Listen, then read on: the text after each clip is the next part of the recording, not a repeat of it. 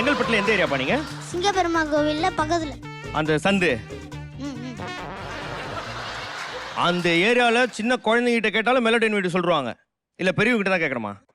எதனா ஒரு வீட்ல கேளுங்கண்ணா.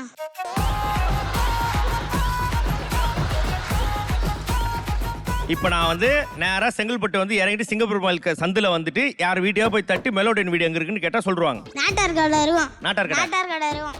அதுக்கு பக்கத்துல ஒரு வீடு இருக்கும். அதுல வந்து இங்க மெலோடி வீடு எங்க எதுன்னு கேளுங்க. அதுக்கு அந்த சைடு போக கூடாது. அந்த ஸ்ட்ரைட்டா வரீங்களா? நான் போக மாட்டேன். ஸ்ட்ரைட்டா வரேன். ஸ்ட்ரைட்டா போறீங்களா? அங்க போகும்போது இல்ல நீ எனக்கு உட்கார். இப்போ இதான் நாட்டார் கடை. இங்க கூட்டு ரோடு இருக்கும். என்னடா கீட் ரோடா? கூட்டு ரோடு இங்க இருக்குது. ஒரு நிமிஷம். கூட்டு ரோடுக்கு முதல்ல நமக்கு கூட்டிப்போம். ஏன்னா தெரிய மாட்டேங்குது. கூட்டு ரோடுனா கூட்டுற கணக்கு இல்ல. கூட்டு ரோடுனா அங்க ஒரு கடை இருக்கும். அப்படி உள்ள போனீங்கன்னா பக்கத்துலயே போலீஸ் டிராபிக் போலீஸ்னா. அப்பனா பரவாயில்ல. இங்க பாத்தீங்கன்னா இங்க ஒரு ரோடு வரும். இது உள்ள போனீங்கன்னா பக்கத்துல ஒரு டீ கடை இருக்கும்.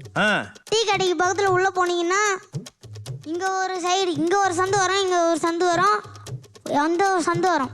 இப்படியே ஸ்ட்ரைட்டா வந்தீங்கன்னா வந்துனே இருந்தா இங்க ஒரு நாட்டார் கடை இருக்கும். ஏய் எத்தனை நாட்டார் கடைடா? நாட்டார் கடை ஒரு நாட்டார் கடை. சரி ஓகே. உங்க ஏரியால ஒரு நாட்டார் கடை இங்க இருக்காரு. நாட்டார் கடை. நாட்டார் கடை இருந்தா அதுக்கு சைடுல வந்து ஒரு வீடு இருக்கும்.